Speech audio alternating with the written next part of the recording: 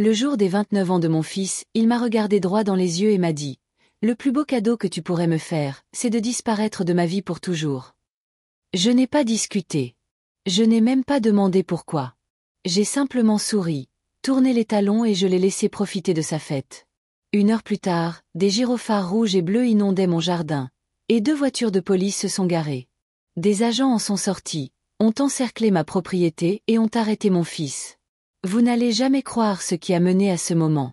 N'oubliez pas de vous abonner à la chaîne et de commenter pour nous dire d'où vous nous regardez. Le gâteau au chocolat dans ma main gauche tanguait tandis que j'attrapais la poignée de la porte-fenêtre. 29 bougies attendaient dans le tiroir de la cuisine. Mais d'abord, je voulais surprendre Romain avec ce chef-d'œuvre fait maison. Sous mon bras droit se trouvait un petit coffret en velours contenant la montre ancienne qu'il avait admirée des mois plus tôt. Un cadeau qui m'avait été transmis par mon père. Ce n'était pas juste une montre. C'était l'un des rares objets que mon père m'avait laissé à sa mort. Une solide pièce au boîtier en or, au cadran usé sur les bords, qui donnait encore l'heure parfaite après un demi-siècle. Je l'avais fait nettoyer, et le bracelet avait été remplacé par un cuir brun et souple.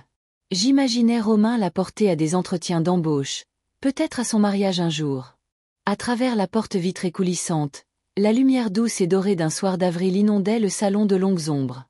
Je pouvais entendre les conversations à l'extérieur, le rythme facile de voix qui ne s'attendait pas à être entendu. L'odeur des saucisses grillées au barbecue se mêlait à une légère effluve de fumée de cigarette. Je déplaçais le gâteau, essayant de ne pas tacher le glaçage que j'avais appliqué plus tôt. Joyeux 29 ans Romain. Mes paumes étaient moites, et je me disais que c'était simplement parce que je portais trop de choses à la fois. Puis la voix de Kevin a percé le brouhaha. Forte, insouciante. Franchement, ta mère a mis le paquet. Nouveau système audio, bière de qualité. T'as même pris ce traiteur pour les amuse-bouches. La voix de Romain suivit, douce et dédaigneuse, un ton que j'avais trop souvent entendu ces derniers temps. Ouais, enfin, elle essaie d'acheter mon affection comme d'habitude. Elle croit que l'argent arrange tout. Les mots m'ont frappé comme un marteau. Je me suis figé, mes doigts se resserrant sur le plat du gâteau jusqu'à ce que le carton se plie. Damien intervint. Au moins, elle se soucie de toi. Mon vieux m'appelle à peine. Romain ne manqua pas une occasion. J'en ai marre qu'elle me harcèle pour que je trouve un travail, que je déménage, que je prenne mes responsabilités. Comme si elle ne comprenait pas à quel point c'est dur en ce moment. Je le regardais faire un geste avec sa bouteille de bière, le liquide ambré captant la lumière avant qu'il n'en prenne une longue gorgée. Et puis vint la phrase, celle qui a fendu la journée en deux. Honnêtement, le plus beau cadeau qu'elle pourrait me faire, c'est de disparaître de ma vie pour toujours. C'était dit nonchalamment, presque paresseusement, mais c'était assez tranchant pour traverser la vitre et me transpercer. Kevin éclata de rire. Damien secoua la tête avec un sourire en coin. Assise à la table du patio, Mélissa, les yeux rivés sur son téléphone, lança « Tu pourrais toujours déménager. » Romain rétorqua « Avec quel argent ? Elle contrôle tout. Elle agit comme si j'étais encore un gamin. » D'autres rirent.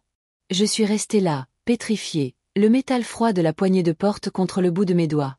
29 ans d'anniversaire, de match de foot, de soirée à faire les devoirs et de visite à l'hôpital, réduit à une blague. Je reculai lentement d'un pas, en prenant soin de ne faire aucun bruit. Le gâteau pencha. Je le redressai juste à temps.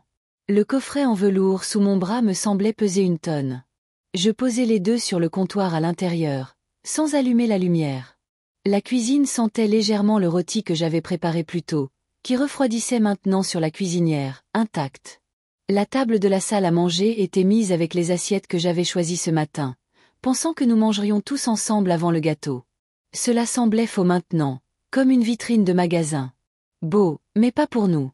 Je m'appuyai contre le comptoir, laissant le bourdonnement du réfrigérateur remplir le silence. Dehors, Romain racontait une histoire, quelque chose sur la façon dont je l'avais embarrassé devant un concessionnaire automobile l'année dernière. Je pouvais entendre les rires monter à nouveau. Je ne me souviens pas avoir décidé de m'asseoir, mais soudain, j'étais sur la chaise au bout de la table, fixant le coffret de la montre de mon père. Papa l'avait porté tous les jours. Il disait, le temps d'une personne est la seule chose qu'on ne peut pas racheter, alors il faut le consacrer à ce qui compte. J'avais passé près de 3 décennies de mon temps sur Romain. Un toit, de la nourriture, les frais de scolarité, une caution une fois, bien que nous n'en ayons jamais parlé à sa mère. Et maintenant, il voulait que je parte. J'ai pensé à sortir, à lui tendre le gâteau, à prétendre que je n'avais rien entendu. Ce serait plus facile, plus calme, pour maintenir la paix. Mais quelque chose en moi avait changé. Ce n'était pas de la colère. Pas exactement. C'était plus froid que ça. Plus clair, comme le déclic d'un engrenage qui s'enclenche. De ma chaise, je pouvais voir à travers la porte vitrée. Romain était adossé au barbecue, la fumée s'enroulant autour de sa tête comme une couronne qu'il ne méritait pas. Kevin lui tendit une autre bière. Mélissa leva enfin les yeux de son téléphone assez longtemps pour sourire à quelque chose qu'il disait. Je réalisais qu'ils se tenaient tous sur quelque chose que j'avais payé, la terrasse que j'avais construite de mes propres mains, le barbecue que j'avais acheté pour l'été dernier, la maison pour laquelle j'avais travaillé 35 ans pour la posséder entièrement. Et mon fils voulait que je disparaisse. Je me levai lentement, ma chaise grinçant contre le sol. Mon reflet dans la porte vitrée me semblait étranger, la mâchoire serrée, les yeux plissés. Je n'ai pas ouvert la porte. Pas encore. Au lieu de cela, j'ai pris le gâteau et la montre, je les ai montés dans ma chambre et je les ai posés sur la commode. Le bourdonnement des voix à l'extérieur s'est estompé lorsque j'ai fermé la porte. Je me suis assise sur le bord du lit, les coudes sur les genoux, écoutant les sons étouffés de la fête. Je pouvais encore entendre la voix de Romain, animée, riant. Aucune idée que ces mots s'étaient logés en moi comme des éclats d'obus. En bas, l'horloge de la cuisine faisait tic-tac. J'ai regardé ma montre. 18h42 à 19h45, les lumières des voitures de police se répandraient dans le jardin et tout changerait. Je ne me souviens pas avoir décidé de redescendre, mais à un moment donné, je me suis retrouvée en haut de l'escalier, écoutant les voix à l'extérieur à travers la porte coulissante à moitié ouverte. Les rires étaient plus forts maintenant. La voix de Romain s'élevait au-dessus des autres, avec ce ton confiant qu'il réservait à son public. Et puis elle a dit au vendeur qu'on ne pouvait pas se le permettre. Juste là, devant tout le monde, comme si j'étais un gamin qui demande un bonbon. Le rire de Kevin fusa le premier, vif et immédiat. Damien suivit avec un moqueur. Classique Hélène, hein? Toujours à jouer la maman poule. Le rire de Mélissa était plus discret, mais pas assez pour que je ne l'entende pas depuis le couloir. Je suis restée là, la main sur la rampe, sentant le grain du bois sous ma paume. La même rampe que j'avais poncée et teinte moi-même il y a 2 étés. Ma maison, mon temps, mon argent. Je descendis lentement, chaque grincement de marche se mêlant au son étouffé de la musique provenant des haut-parleurs du jardin. La cuisine était vide maintenant, les assiettes et les verres intacts sur la table de la salle à manger. Mon rôti attendait sur la cuisinière, refroidissant sous la lumière de la hotte, ignoré. À travers la porte vitrée, je les ai vus, Romain, une bière à la main, retournant des saucisses de l'autre, comme s'il était chez lui. Kevin se pencha près de lui, disant quelque chose qui le fit rire si fort qu'il faillit laisser tomber la spatule. Damien était perché sur la balustrade, les pieds sur ma terrasse fraîchement peinte, parlant à Mélissa, qui était toujours collée à son téléphone. J'ai fait coulisser la porte. Le bruit de la fête a envahi la pièce, avec l'odeur de fumée et de bière. « Romain, dis-je, assez fort pour couvrir le brouhaha. On peut parler en privé. » Il se tourna, l'air désinvolte, sans la moindre trace d'inquiétude sur son visage. « Si c'est pour le barbecue, je surveille. » « Ce n'est pas pour le barbecue. » Quelques têtes se tournèrent. Mélissa leva les yeux de son téléphone, les sourcils haussés. Kevin but une lente gorgée de sa bière, nous observant. Romain haussa les épaules, posa la spatule et s'approcha. « D'accord, maman. Qu'est-ce qu'il y a de si urgent ?» Je m'écartai, désignant l'intérieur de la maison, mais il ne bougea pas. Au lieu de cela, il croisa les bras et resta sur place. « Ce que tu as à dire, tu peux le dire ici. On est entre amis. » Je regardais le cercle qui se formait autour de nous.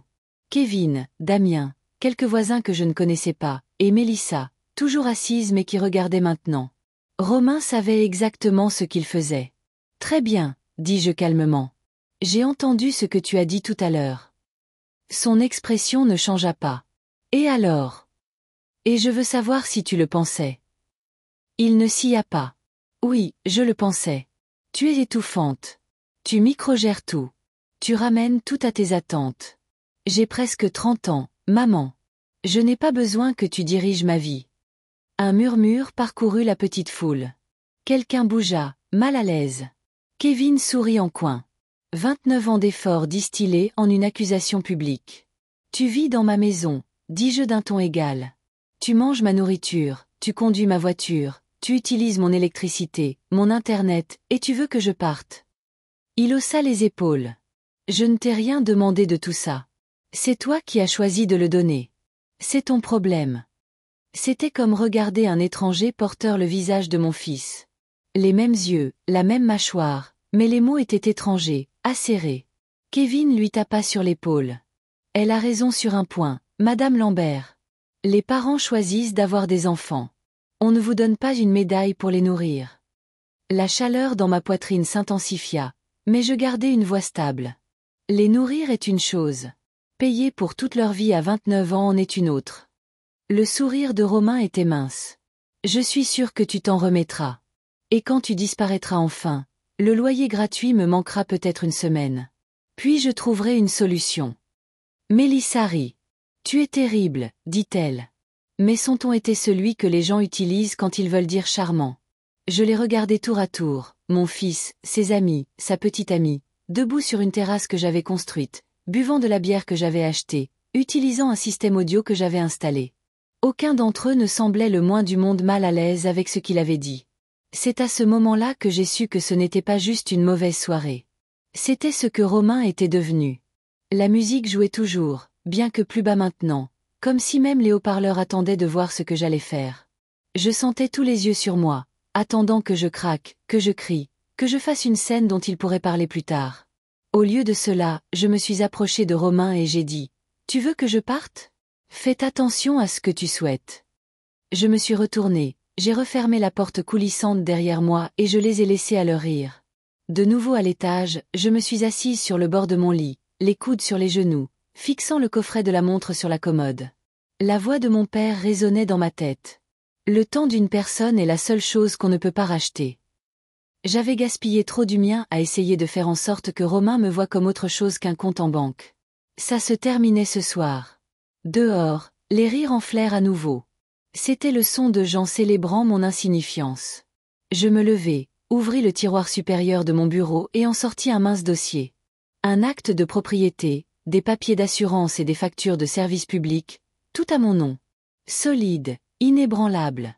Quand les gyrophares de la police illumineraient mon jardin 1 heure plus tard, la décision serait déjà prise.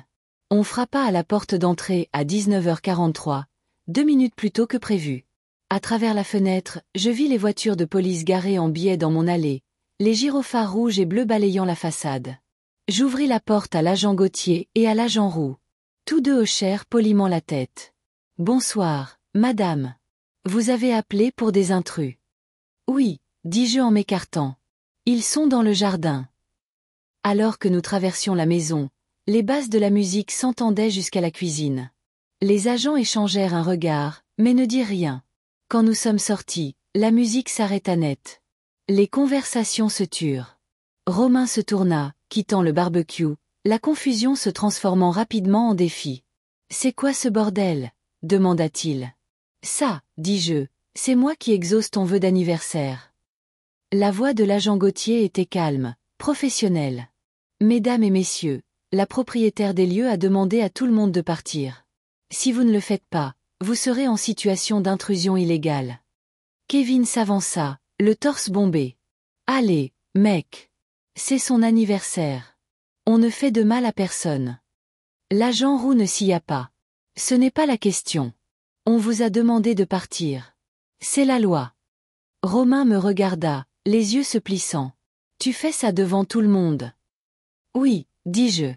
Devant tout le monde. » Pendant un instant, personne ne bougea. Puis Mélissa se leva, marmonnant quelque chose sur le fait qu'elle ne voulait pas d'ennui. Elle se faufila devant les agents et entra dans la maison. Damien suivit. 2 voisins que je ne reconnaissais pas échangèrent un regard et se dirigèrent vers le portillon latéral. Mais Romain ne bougeait pas. « C'est votre choix, » dit l'agent Gauthier d'un ton égal. « Mais si vous restez, nous devrons vous escorter dehors. » La mâchoire de Romain se crispa. « Très bien, » dit-il finalement, attrapant sa veste sur la balustrade. « Profite bien de ta maison vide, la vieille. » Il me frôla en passant, une odeur de bière et de fumée flottant derrière lui. De retour à l'intérieur, je regardais depuis la fenêtre du salon les derniers d'entre eux partir. Le jardin était jonché de gobelets en plastique, d'assiettes en carton et de nourriture à moitié mangée. Le barbecue fumait encore. Le système audio était silencieux. Pour la première fois depuis des années, la maison était calme. Et dans ce calme, je réalisais quelque chose. Ce soir n'était pas la première étape de mon plan. C'était le milieu. La première étape avait eu lieu des années auparavant. Chaque fois que j'avais laissé passer quelque chose, chaque fois que j'avais choisi le silence plutôt que la confrontation. Ce soir, c'était juste moi qui décidais d'arrêter. Je verrouillai la porte coulissante, éteignis la lumière du porche et montai à l'étage. La montre était toujours sur la commode. Je la pris, sentis son poids dans ma paume et la remis dans son coffret. Romain m'avait dit de disparaître. J'allais faire exactement ça, mais pas de la manière qu'il pensait. La nuit après la fête était d'un silence qui semblait anormal. Pas paisible, juste vide. L'odeur de fumée du barbecue flottait encore faiblement dans l'air, se mêlant à l'âcreté de la bière renversée. Les planches de la terrasse collaient sous mes chaussures quand je suis sorti pour fermer le couvercle du barbecue. Des gobelets en plastique étaient renversés dans l'herbe, comme les victimes d'une petite guerre négligente. Je suis resté là un moment, les mains dans les poches, regardant l'endroit où Romain tenait sa cour quelques heures plus tôt. Mon fils, dans mon jardin, entouré de gens qui ne voyaient aucun inconvénient à le regarder dépouiller sa mère de sa dignité en public. On m'avait traité de bien des choses dans ma vie. Têtue, trop prévoyante, trop méthodique. Mais Paillasson n'en avait jamais fait partie. Jusqu'à maintenant. À l'intérieur, la maison semblait différente, bien que rien n'ait changé. Le rôti était toujours dans son plat sur la cuisinière. La table de la salle à manger avait encore les assiettes que j'avais mises le matin. Le gâteau, intact, reposait sous son dôme en plastique transparent sur le comptoir. Le coffret de la montre était à l'étage sur ma commode, son bracelet en cuir brun captant un reflet de la lampe. Je me suis versé un verre d'eau et me suis assise à la table de la cuisine, l'horloge faisant un tic-tac bruyant dans le silence. Je ne rejouais pas les insultes. Je les avais déjà entendues suffisamment de fois dans ma tête pour savoir qu'elles étaient permanentes. Ce à quoi je pensais, c'était la façon dont Romain avait souri après les avoir prononcées, comme s'il croyait avoir gagné quelque chose. C'est à ce moment-là que l'ingénieur en moi a pris le dessus. J'avais passé ma carrière à résoudre des problèmes qui semblaient impossibles jusqu'à ce qu'on les décompose en plus petits morceaux. Ce n'était pas différent. Étape 1. Définir le problème. Romain avait 29 ans, était au chômage et vivait entièrement à mes crochets. Il n'avait pas d'économie, pas d'historique de location et pratiquement pas de crédit. Son seul véritable atout était la conviction que je ne lui couperais jamais les vivres. Étape 2. Définir l'objectif. Lui apprendre que mon soutien n'était pas une condition permanente, et le faire de manière propre, légale et définitive. Étape 3. Identifier les contraintes. Je ne pouvais pas le forcer physiquement à partir sans une procédure légale. Tout ce qui était émotionnel, cris, dispute, il le retournerait contre moi pour me faire passer pour la méchante. Il devait voir les conséquences comme étant de son fait. Étape 4. Tirer parti du timing. L'arrestation pour violation de domicile après son refus de quitter les lieux avait été un cadeau. 14 jours à la maison d'arrêt signifiaient 14 jours pendant lesquels il ne pourrait interférer avec rien de ce que je ferais. 14 jours de maison entièrement vide. 14 jours pour démanteler la vie qu'il tenait pour acquise. Je suis montée, j'ai sorti le mince dossier de mon bureau et je l'ai étalé sur le lit. Acte de propriété de la maison. Avis d'impôt foncier. Police d'assurance habitation. Relevé bancaire montrant chaque facture de service public, chaque réparation, chaque course. Si Romain voulait que je disparaisse de sa vie, il allait obtenir exactement cela. Et quand je serais parti, le toit au-dessus de sa tête le serait aussi. J'ai dormi cette nuit-là avec le dossier toujours ouvert à côté de moi. Le lendemain matin, la lumière du soleil filtrait à travers les stores en longue bande, frappant le coffret de la montre sur la commode. Je l'ai pris, l'ai retourné dans mes mains. La voix de mon père m'est revenue. Le temps d'une personne est la seule chose qu'on ne peut pas racheter. J'avais donné assez du mien à Romain. Le café coulait dans la cuisine, le son aigu dans le silence. Pas de bruit de pas à l'étage, pas de porte qui claque, pas de télévision qui hurle à 10 heures du matin. C'était presque désorientant. Je me suis assise à la table avec mon café et j'ai commencé à faire une liste. 1. Contacter un agent immobilier. 2. Fixer un délai rapide. 3. Ne déménager que ce dont j'ai besoin. 4. Ne laisser aucune adresse de réexpédition. C'était un plan net. En milieu de matinée, j'étais en ligne, parcourant les agents locaux. C'est là que j'ai trouvé Anne Dubois. Tailleur strict sur sa photo de profil, des avis 5 étoiles de clients qui mentionnaient des mots que j'aimais, efficace, discrète, résultat. J'ai appelé son agence. Elle a répondu à la deuxième sonnerie. Madame Lambert, vous cherchez à vendre, c'est bien ça? Rapidement. Son ton changea légèrement, comme le font les professionnels quand ils sentent l'urgence et la commission. À quelle vitesse? En une semaine. C'est ambitieux, mais pas impossible. Parlez-moi du bien. Je lui ai donné les informations de base. 4 pièces, 2 salles de bain, cuisine rénovée, parquet, garage indépendant, bien entretenu. Elle m'a demandé la raison de la vente. Je lui ai donné la version la plus courte possible. Un changement de vie. Il est temps de passer à autre chose. Nous avons convenu qu'elle vienne voir la maison cet après-midi-là. En attendant, j'ai commencé l'étape 5, inventaire et extraction. Si je ne pouvais pas le transporter dans ma voiture en un seul voyage, je n'en avais pas besoin. J'ai sorti 3 valises du placard, les ai ouvertes sur le lit et j'ai commencé à plier les vêtements que je portais. Les outils auxquels je tenais sont allés dans une petite boîte verrouillable, les papiers personnels dans une mallette.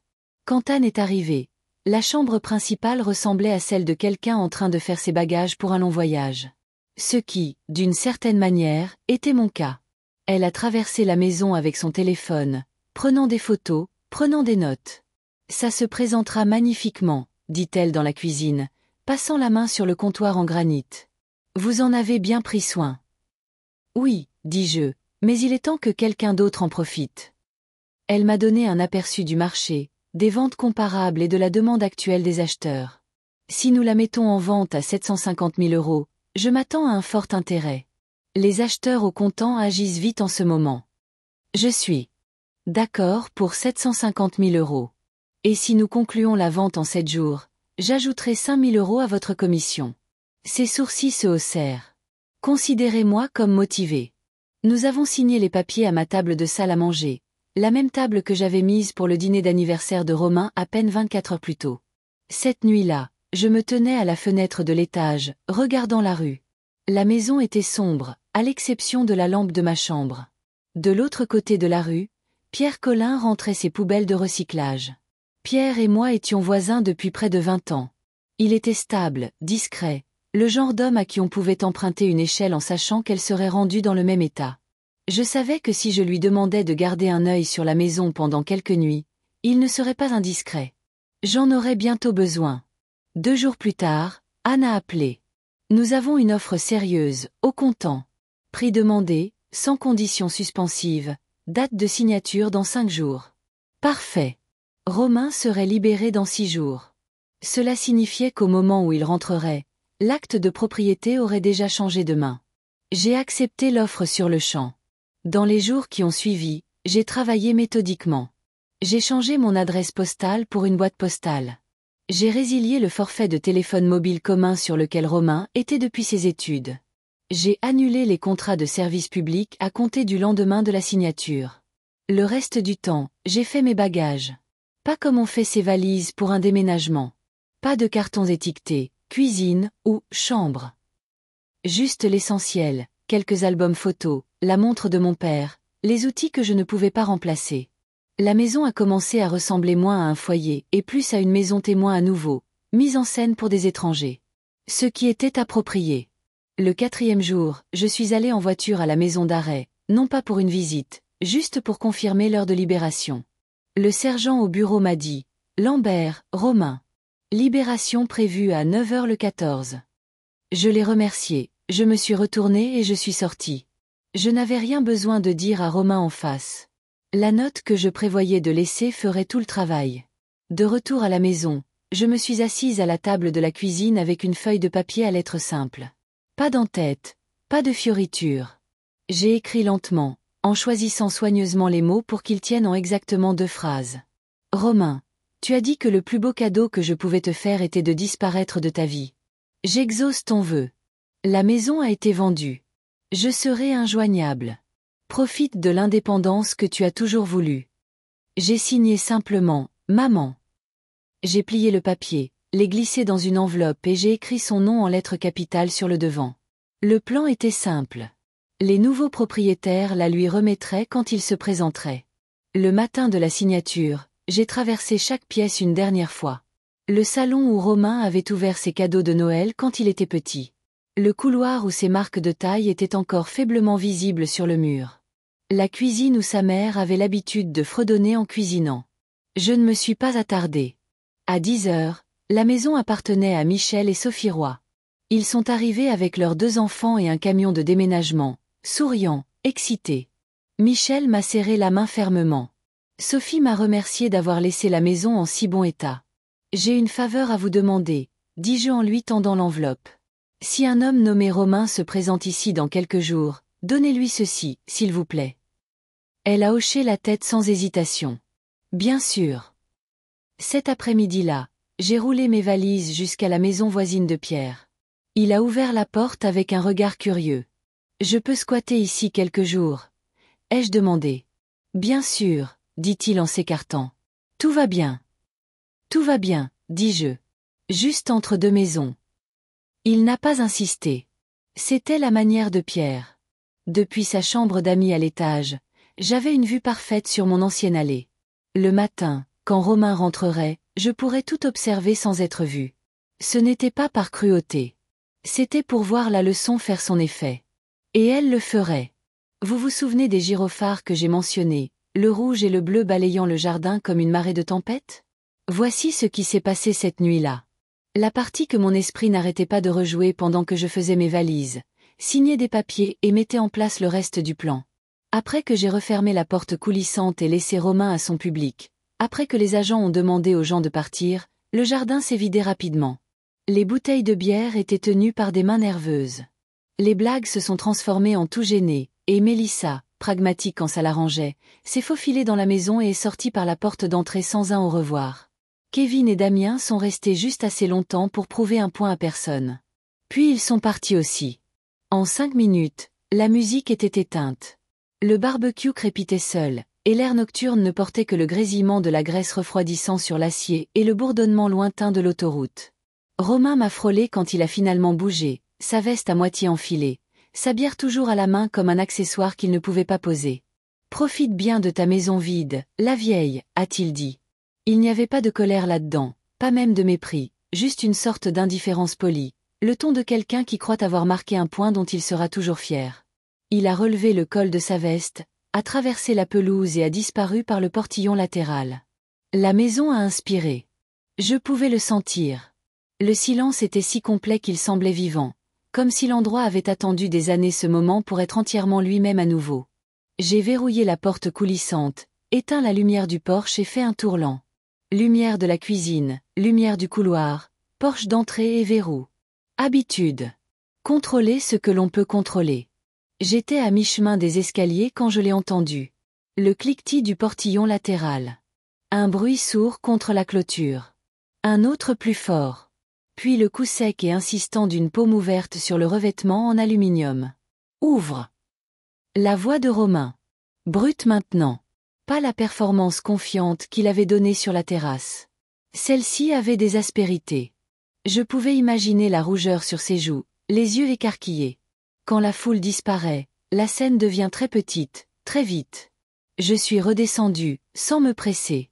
J'ai pris le temps d'allumer la lumière du hall d'entrée. À travers le judas, je pouvais distinguer sa silhouette contournant le coin depuis le côté du jardin, sa main déjà levée pour marteler à nouveau la porte. Je l'ai entr'ouverte d'1 centimètre et j'ai appuyé mon épaule contre le cadre. « Rentre chez toi, Romain », dis-je. De la manière dont on dirait à quelqu'un de poser une poêle chaude. Calme, factuel, non impressionné par la chaleur. « C'est chez moi ici », lança-t-il, poussant la porte avec une sorte de bravade maladroite qui lui donnait l'air d'avoir 12 ans. Et c'était la moitié du problème. Il avait trop bien appris que s'appuyer sur les gens les fait bouger pour vous empêcher de tomber. Pas ce soir, dis-je. Pas comme ça. Il prit une inspiration que je pouvais entendre à travers la fente, recula, et pendant une seconde, j'ai cru qu'il avait peut-être décidé de s'en aller. Puis la poignée a été secouée violemment. Il a jeté son épaule contre le bois. Mes pieds ont glissé d'1 centimètre sur le tapis. Le peine dormant a encaissé la force et l'a transmise directement à l'os de mon avant-bras. Arrête! Il a de nouveau jeté son poids. Quelque chose de métallique sur le porche a cliqueté. Peut-être la lanterne décorative que sa mère avait achetée sur un marché d'été l'année avant de mourir. Le son a fait ce que ces mots n'avaient pas fait. Il m'a touché au plus profond de moi. Romain. J'ai fait de son nom une phrase complète. Va-t'en. Pendant un moment, il ne fit rien. Puis il s'approcha si près que le Judas s'est rempli du flou de son souffle. Appelle-les, articula-t-il difficilement. Appelle tes amis en bleu. Laisse-les menotter le roi de la fête. On verra si ça t'apporte la sympathie que tu veux. Je n'ai pas besoin de sympathie, dis-je. J'ai besoin de dormir.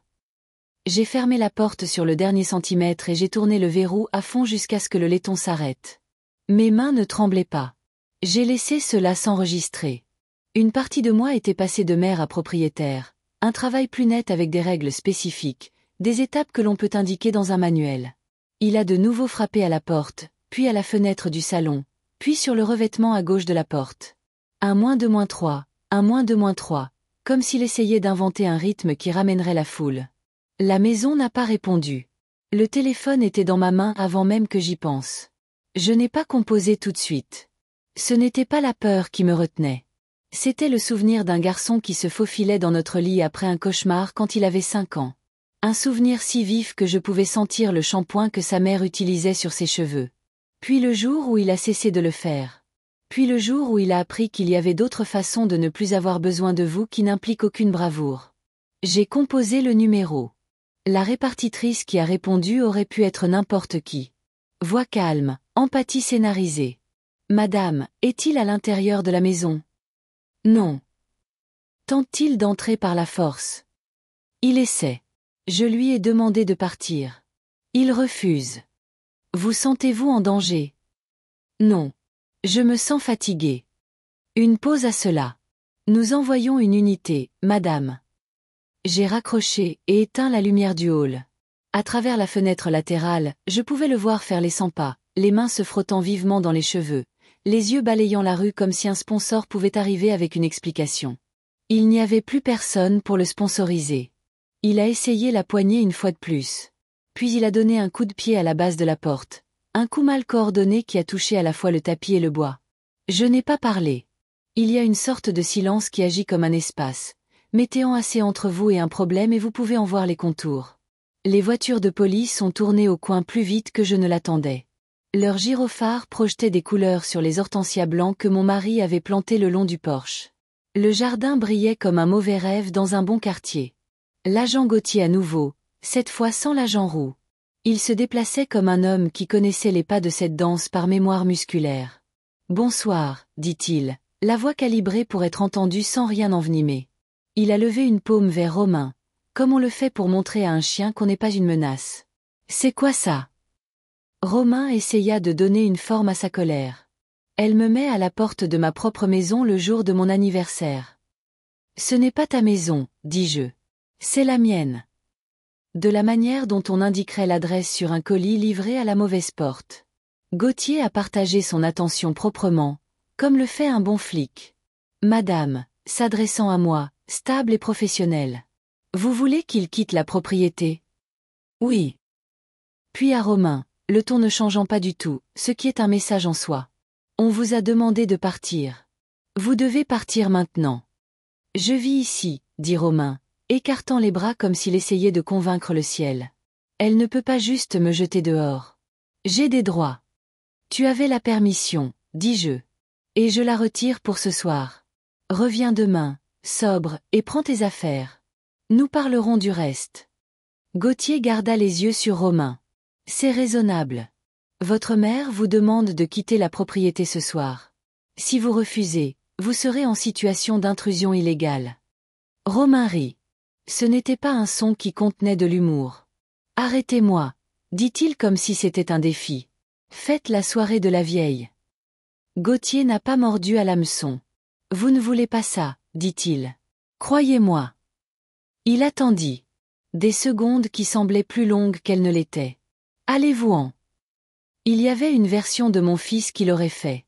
Il y en avait une autre qui aurait dit quelque chose de cinglant, lancer un dernier coup de poing avec des mots et serait parti dans un déluge de sa propre importance. Cette nuit-là, je n'ai eu ni l'un ni l'autre.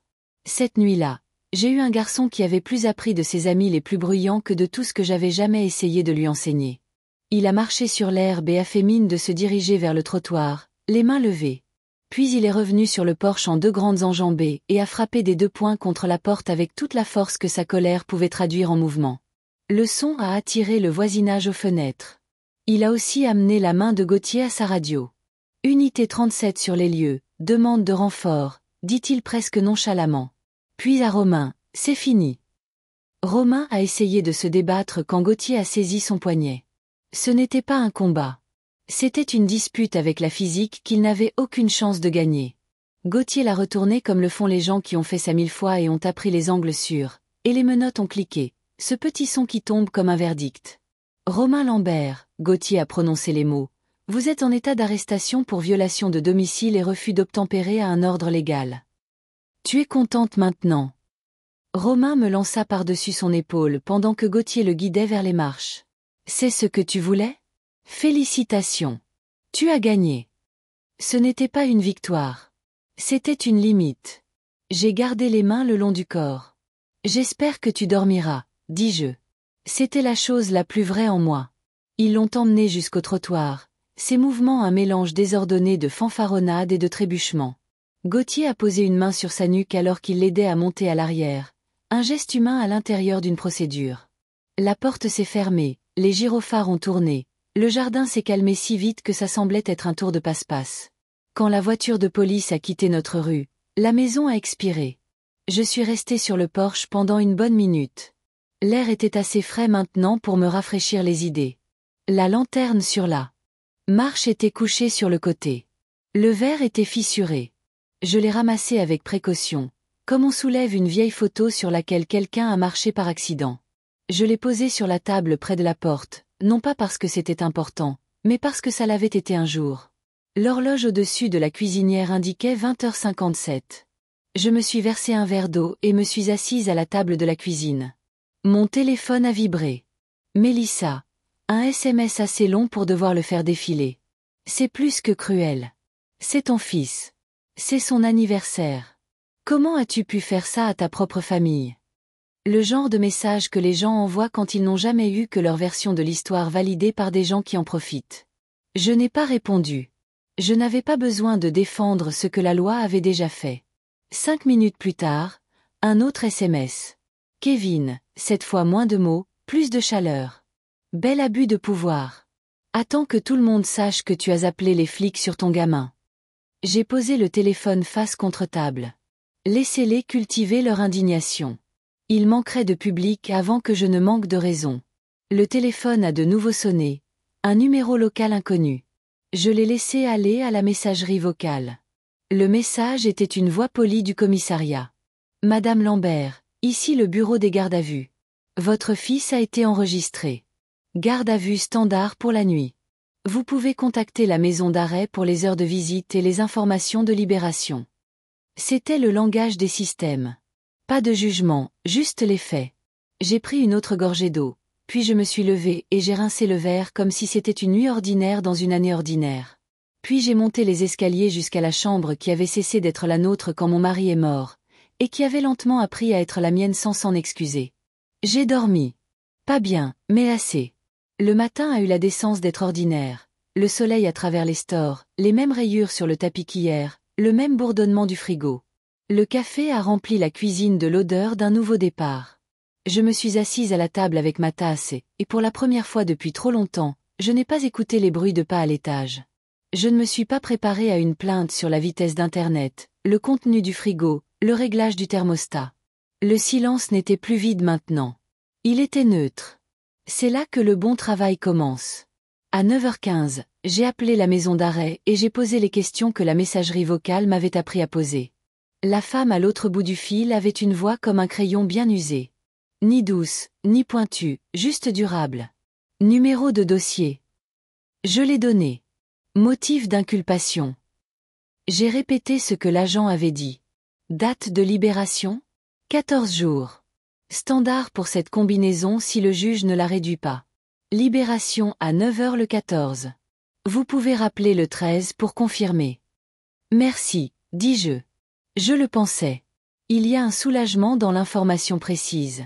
Les ingénieurs ne sont pas les seuls à vénérer l'autel des chiffres. Au moment où j'ai posé le téléphone, le plan qui s'était mis en place la nuit précédente avait des dents. 14 jours. Pas très long. Plus que suffisant. Vous savez déjà une partie de ce que j'ai fait avec ce temps. Les appels à Anne Dubois, l'évaluation, la mise en vente rapide, l'offre qui est arrivée comme si elle avait attendu dans les airs depuis toujours que quelqu'un arrête de s'excuser pour ses besoins. Mais le plan ne fonctionne que si vous comprenez que ce qui l'a fait avancer n'était pas la vengeance. C'était la clarté. J'ai résilié le forfait téléphonique commun qui était temporaire depuis ses études. J'ai rassemblé la petite pile d'enveloppes qui arrivait à son nom, une circulaire d'une salle de sport qu'il n'utilisait jamais, une demande de carte de crédit pour laquelle il n'était pas éligible, et un prospectus d'un magasin de jeux vidéo offrant des bonus de reprise pour des consoles que je lui avais prêté de l'argent pour mettre à jour 2 fois. Je les ai empilés proprement et je n'ai rien ressenti. Vers midi, le téléphone a de nouveau sonné. Un numéro de la maison d'arrêt. Je l'ai laissé aller à la messagerie vocale. Puis j'ai écouté. Vous avez un appel en PCV2. Une pause où la voix de Romain a inséré son nom dans le script. Sec et plein de ressentiment. Romain. Un détenu à la maison d'arrêt de Pontoise. Le système m'a demandé d'appuyer sur 1 pour accepter. Je ne l'ai pas fait. Il a essayé 2 autres fois ce jour-là. Une fois le lendemain matin. La 3e fois, j'ai décroché, car il y a certains devoirs que l'on accomplit, non pas pour la personne, mais pour soi-même, pour être sûr de ce que l'on a choisi. Maman. Sa voix portait la distance, le léger creux d'un appel acheminé par du matériel conçu pour le confinement. Tu as fait passer ton message. Viens me sortir de là. 14 jours, dis-je. Tu t'en sortiras. Tu crois que j'ai peur? Il a ri, et enfin je pouvais l'entendre, la fissure sous le vernis. La peur de petit garçon qu'il n'était pas prêt à montrer à personne d'autre qu'à moi. C'est une blague. Ils me mettent avec des gars qui ont fait des choses. Tout ce que j'ai fait, c'est frapper à une porte. Tu as refusé de quitter la propriété quand on te l'a demandé, dis-je. Ce n'est pas un coup. C'est un choix. J'ai gardé mon ton calme, pas gentil. Le calme est plus gentil. Tu vas le regretter. Il a mis toute sa force dans les mots, comme s'il les disait avec conviction et que les murs autour de lui pourraient reculer de 15 centimètres par respect. Tu crois que tu gagnes parce que tu as les flics et un prêt immobilier.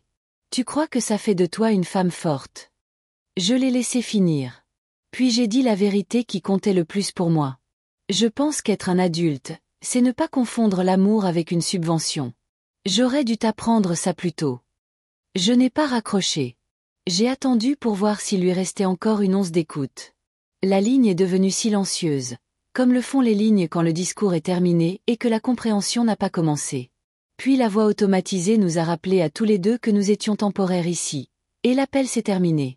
J'ai posé le téléphone et j'ai écrit ma liste pour l'après-midi. Banque, boîte postale, service public.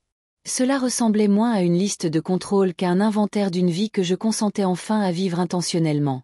Les jours passaient au rythme régulier de décisions prises une fois pour toutes et bien suivies. Anne travaillait comme le font les gens quand on leur a confié quelque chose d'important. Photo professionnelle. Une annonce qui parlait sans vendre. Une journée portes ouvertes organisée le jour même de la mise en ligne de l'annonce. La façon dont un bon plan utilise l'élan comme monnaie. À la fin du 2e jour, des offres. Le midi du 3e jour, la famille Roy avec une offre qui s'intégrait si parfaitement dans l'espace que j'avais réservé pour la suite que je n'ai même pas ressenti le besoin de négocier. Au comptant. Propre. Rapide. Fait. Quand j'ai dit à Anne que j'acceptais, elle a expiré dans le téléphone d'une manière qui me l'a rendue plus sympathique. Vous faites le bon choix, dit-elle. Les gens disent toujours ça quand leurs intérêts pointent dans la même direction que les vôtres. Je n'avais pas besoin qu'elle ait raison. J'avais besoin qu'elle soit efficace. Elle l'était. Faire ses valises avait sa propre moralité silencieuse. Vous décidez toutes les 5 minutes qui vous êtes, sans public. Vous emballez un objet que votre mari aimait, non pas parce que vous en avez besoin, mais parce que vos mains se souviennent de ce qu'il ressentait dans les siennes. Vous laissez une pile de t-shirts que vous portiez le samedi pour régler de petits problèmes, parce que la personne qui les portait a déjà été réparée, ou elle ne l'est pas et les fils n'aideront pas. Vous prenez les photos, pas les cadres. Vous prenez la montre, pas les boutons de manchette. Vous prenez les lettres de votre père, pas les cartes de Noël de gens qui n'ont jamais su où écrire quand vous avez cessé d'organiser des dîners. Le matin de la signature, je suis allée en ville avec 3 valises dans le coffre. Je les ai laissées là pendant que je signais. La poignée de main de Michel était chaleureuse. Les yeux de Sophie avaient ce regard que les gens ont quand ils ont économisé pour quelque chose qui semblait plus grand que leurs circonstances. Et maintenant, soudainement, les circonstances correspondaient. Je les aimais bien. Ça a aidé.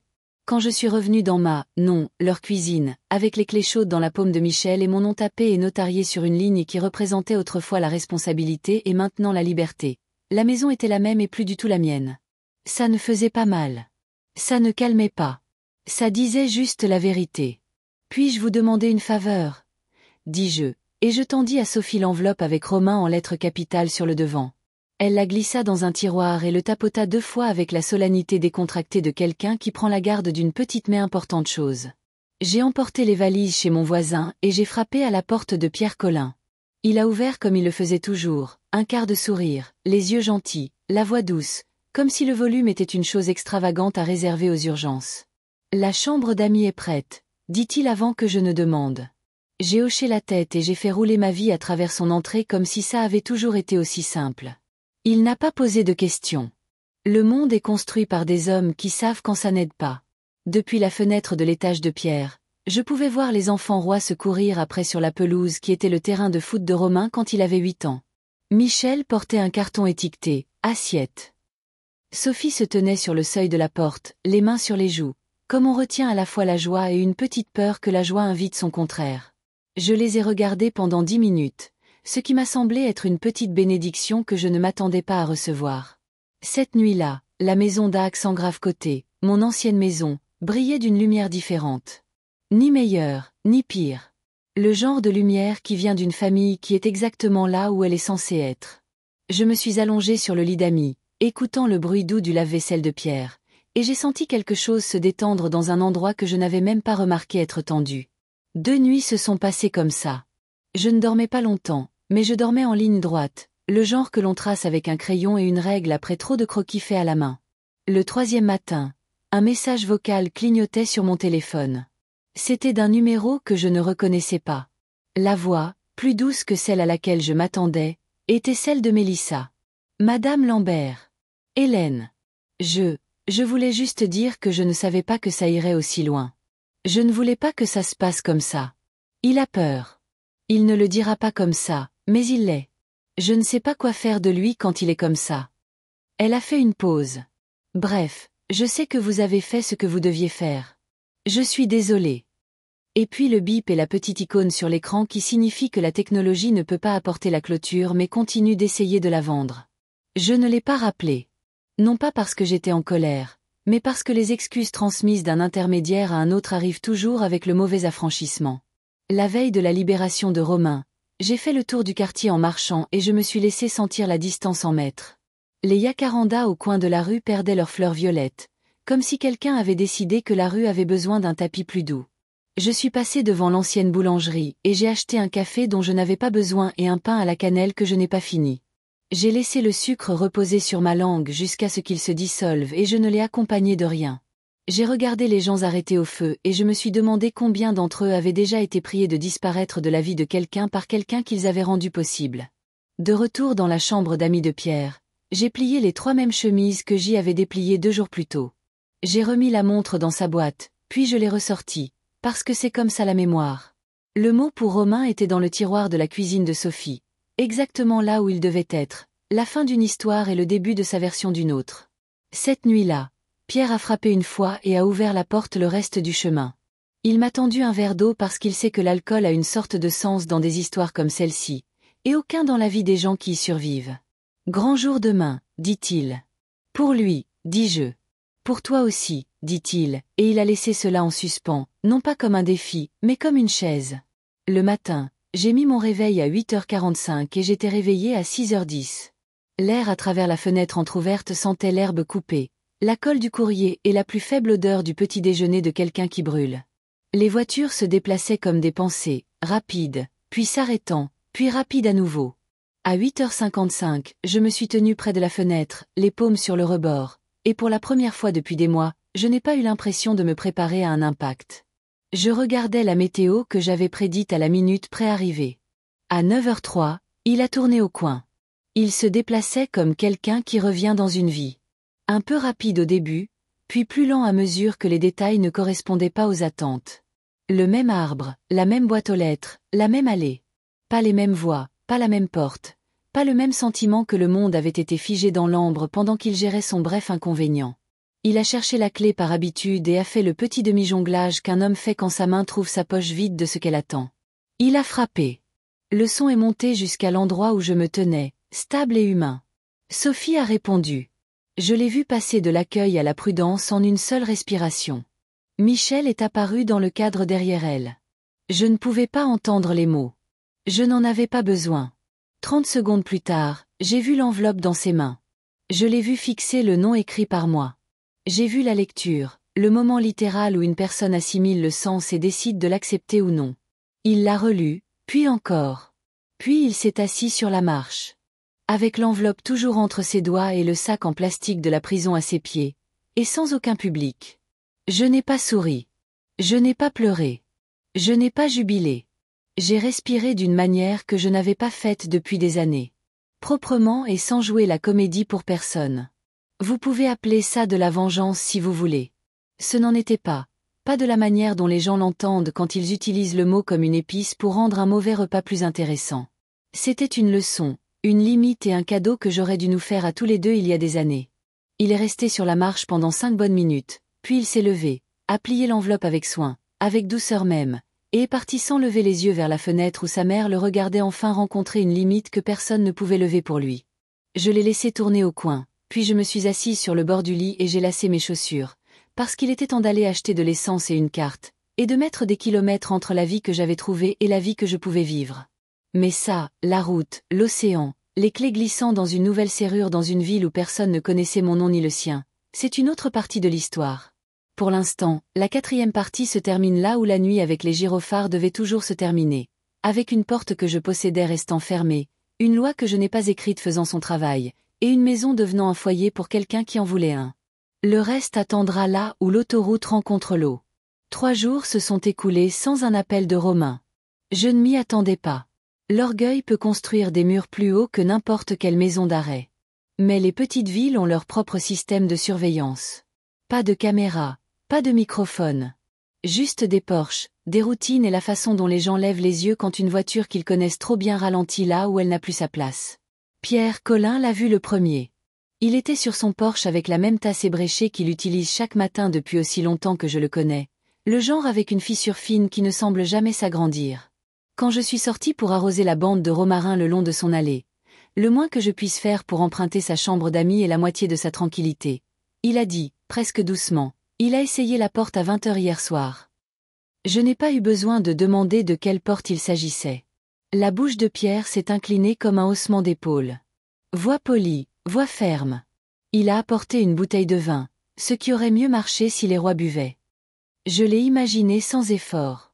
Romain, debout sur le porche de la maison qu'il considérait autrefois comme inévitable. Les épaules de Michel, un mur derrière la gentillesse prudente de Sophie. Pas de voix élevée, pas de scène, juste une limite maintenue, ce qui peut faire plus mal que des cris parce qu'il n'y a rien contre quoi se battre, à part soi-même. Je pensais qu'il allait dormir dehors, comme une protestation, a ajouté Pierre. Il ne l'a pas fait. L'orgueil n'aime pas le matin. Cette phrase m'est restée en tête toute la journée. Je n'ai pas appelé. Non pas parce que je voulais qu'il marine, mais parce que tout ce que je dirais maintenant serait entendu à travers un filtre étiqueté « jubilation ». J'avais besoin qu'il affronte cela sans que ma voix lui dise comment se sentir. C'est ainsi que la leçon s'ancrerait, non pas comme une punition, mais comme une preuve. Le 4e après-midi, mon téléphone s'est allumé avec son nom. La photo associée à son contact lui et Mélissa sur une plage l'été dernier, ses lunettes de soleil perchées sur sa tête, son large sourire a fait naître en moi une douleur pour laquelle je n'avais pas de mots. J'ai laissé sonner un temps de plus que d'habitude, puis j'ai répondu. « Maman », dit-il, et le mot sonnait comme s'il l'empruntait, incertain de savoir s'il nous appartenait encore. « Il faut qu'on parle. » Oh. Au café du coin. Dans 30 minutes. Le café est à 2 pâtés de maison du lycée. L'endroit où je l'emmenais le samedi matin quand une bonne note le vendredi semblait mériter une saveur pour l'accompagner. À l'époque, il commandait des mokas glacés surmontés d'une tour de crème fouettée qui penchait comme un nouveau bâtiment. L'homme qui m'attendait maintenant avait un expresso devant lui. Pas de sucre, pas de lait. Une affectation différente, peut-être un homme différent. Il ne s'est pas levé quand je suis arrivé à la table. Il n'a pas souri. Michel a dit que vous aviez vendu la maison sans me le dire. Je n'avais pas à te le dire, dis-je. Je ne l'ai pas dit durement. Je l'ai dit comme un fait. J'ai fait ce que j'avais à faire. Il a fixé le grain du bois de la table pendant un long moment, traçant une ligne sombre avec son doigt, comme un enfant qui suit un labyrinthe avec un crayon. Tu savais que j'étais en prison, dit-il finalement. Tu l'as vendu pendant que j'étais enfermé. Oui. Pourquoi? Ce n'était pas crié. Ça a atterri plus durement. Parce que c'était le seul moment où je savais que tu ne pourrais pas interférer, manipuler ou retarder les choses, dis-je. Tu m'as dit de disparaître. J'ai choisi de le faire proprement. Sa mâchoire s'est crispée. Une veine est apparue faiblement à sa tempe, pulsant avec quelque chose pour lequel il n'avait pas de mots. Fureur, humiliation, chagrin, tous essayant les manteaux des autres pour voir lequel allait le mieux. Mélissa n'est pas ravie, dit-il, et il a forcé un rire sec qui s'est brisé avant de finir. Je n'ai pas mordu à l'hameçon en demandant comment Mélissa se sentait. Il l'a offert quand même. Elle dit qu'elle a besoin de temps. Qu'elle doit penser à son avenir, qui, apparemment, ne peut pas tenir dans un garde-meuble. J'ai gardé les mains jointes autour de ma tasse. Tu t'attendais à ce qu'elle porte des cartons avec toi? La question n'était pas cruelle. Elle était chirurgicale. Il a levé les yeux vers moi, puis la colère et la blessure se sont nivelées comme un outil de charpentier. Tu es fier de toi? Non, dis-je. Fier n'est pas le mot que j'utiliserais pour tout ça. Quel mot utiliserais-tu? Nécessaire, dis-je. En retard. Nous avons laissé la pièce se remplir autour de nous. Le café sentait comme il a toujours senti. Café, cannelle et une pointe du produit vaisselle qu'ils utilisent dans l'évier derrière le comptoir. Deux lycéens en veste à lettres se disputaient doucement pour savoir si un temps de piste avait été mal enregistré. La barista, une femme de mon âge avec un tatouage d'encre sur l'avant-bras, essuyait une table comme si le temps pouvait être poli. Tu n'arrêtes pas de dire que je t'ai dit de disparaître, dit Romain en se penchant en avant, les coudes sur les genoux. Je ne le pensais pas comme ça. Tu le pensais exactement comme ça, dis-je. Tu as dit pour toujours. Tu avais une foule quand tu l'as dit. Tu avais un public pour lequel jouer. Tu as choisi la version de moi qui plaisait le mieux à tes amis. Un muscle de sa joue a tressailli. C'était une blague. Non, dis-je. Une blague, c'est quelque chose dont les gens rient ensemble. Ce que tu as dit, c'est quelque chose dont tu t'attendais à ce qu'ils riamaient. Dépend. Il a pris sa petite tasse et l'a reposée sans boire. Tu sais ce qui est drôle? Dit-il. Tu utilises des mots comme choix et attente et nécessaire comme s'ils étaient neutres. Ils ne le sont pas. Ce sont des armes que tu as choisies parce que tu sais que je n'en ai aucune. Ce n'est pas vrai, dis-je. Tu as la seule arme que je n'ai pas, la jeunesse. Tu as du temps, et tu le dépenses comme si c'était une carte de crédit que quelqu'un d'autre paie. La phrase est restée entre nous comme une troisième tasse, amère, imbuvable, honnête. Il a fixé ses mains. L'ongle du pouce gauche était rongé. Le petit croissant blanc d'une ampoule fraîche se voyait sur son index. Les plateaux de la cafétéria de la prison, peut-être. Ou la façon dont le stress se manifeste chez les hommes qui n'ont jamais appris à faire autre chose de leurs mains que des gestes. Je peux rester avec toi? A-t-il demandé. Il n'a pas levé les yeux en le disant. Les mots sont sortis de sa bouche, embarrassés d'être vus. Voilà. Le carrefour que j'avais répété dans ma tête 100 fois et que j'avais toujours trouvé une raison de contourner. Ce serait si facile de dire oui. De me dire que c'était temporaire, que 5 nuits dans la chambre d'amis de Pierre pourraient s'étirer à 7, puis 10, puis, jusqu'à ce que la prochaine crise arrive avec sa logique. D'appeler ça de l'amour et de le faire passer pour de la pitié. Non, dis-je. Sa tête s'est redressée d'un coup. Non. Tu peux rester une nuit dans un motel, dis-je. Je paierai. J'ai sorti une carte de mon portefeuille et je l'ai fait glisser sur la table. Demain, tu vas à Pôle emploi. Tu demandes Myriam. Elle s'occupe de l'accueil. Tu assistes à la réunion d'information, aussi ennuyeuse soit-elle. Puis tu reviens ici et tu me montres le papier qui dit que tu l'as fait. Je t'offrirai à dîner. Tu vas me faire sauter à travers des cerceaux pour un repas. Il a ri à nouveau, plus laidement cette fois. C'est quoi, une pièce de théâtre moral? C'est un plan, dis-je. Quelque chose d'autre que d'improviser avec l'argent des autres. Il n'a pas pris la carte. Il l'a regardée comme si elle pouvait le brûler. Je ne suis pas un enfant, maman. Non, dis-je. Tu as 29 ans, ce qui signifie que si tu étais un enfant, nous serions en retard pour ta rentrée en maternelle de près d'un quart de siècle. La barista nous a jeté un coup d'œil, puis non. Non pas parce que nous étions bruyants, mais parce que l'azote est plus lourd que l'oxygène, et on peut toujours dire quand une table manque d'air. Romain l'a vu nous voir et a rougi. Tu crois que je n'ai pas essayé, dit-il. Chaque annonce à laquelle j'envoie un CV demande 3 ans d'expérience dans quelque chose que je n'ai pas. Qu'est-ce que tu envoies? Ai-je demandé. Pour quels emplois? Et qu'est-ce que tu as écrit sur toi-même quand tu l'as fait? Il a regardé son téléphone, la table, moi. Quelle différence ça fait? Ça fait toute la différence, dis-je. Quand tu dis la vérité sur le papier, tu dois la vivre en dehors du papier. Il a repoussé sa chaise et s'est levé trop vite, les pieds crissants. Tu sais quoi? Laisse tomber. Garde ta leçon de morale. Garde le motel. Profite de ta petite victoire. Il a fait un pas vers la porte et s'est arrêté. Il avait l'air de vouloir dire autre chose, quelque chose qui atterrirait ou couperait ou changerait la forme de la journée. Il ne l'a pas fait. Il a fourré ses mains dans ses poches et est parti sans se retourner. Je suis restée assise après que la porte se soit refermée derrière lui, regardant l'espace où il avait été, comme si je pouvais voir un résidu qu'il ne savait pas avoir laissé derrière lui. Le tatouage d'encre sur le bras de la barista a fléchi alors qu'elle soulevait un plateau. Les encres maintiennent les choses en place. Parfois, elles les noient. Sur le chemin du retour chez Pierre, mon téléphone a vibré dans ma poche. Un SMS d'un numéro que je ne reconnaissais pas. Madame Lambert, c'est Sarah, l'amie de Mélissa. Je pensais que vous devriez savoir quelque chose. Une pause. Je ne veux pas être au milieu, mais je ne pense pas non plus que vous méritiez d'être prise au dépourvu. Une autre pause. Puis une photo jointe. Mélissa dans un bar que je reconnaissais à l'enseigne au néon, se penchant vers un homme que je ne connaissais pas, son sourire n'étant même pas destiné à l'appareil photo. L'horodatage indiquait 2 nuits après la libération de Romain. Je n'ai pas ressenti de triomphe. Je n'ai même pas été particulièrement surprise. Certaines vérités résistent à être dites jusqu'à ce qu'elles trouvent l'angle qui fait passer le récit pour une faveur. Merci, ai-je répondu par SMS. Rien de plus. Pierre était sur le porche quand j'ai tourné au coin. Comment était le café? A-t-il demandé. De la manière dont on demande à la météo d'être précise. Compliqué, dis-je. Il m'a tendu une bière. Je l'ai prise et l'ai tenue sans l'ouvrir. Nous nous sommes assis en silence, un silence qui ressemblait à un banc plutôt qu'à un mur. De l'autre côté de la rue, Michel déchargeait un carton étiqueté « vert », avec un soin qui me l'a fait aimer à nouveau. Sophie a ri de quelque chose qu'un des enfants a dit, et le son s'est élevé, assez léger pour nous atteindre sans s'immiscer.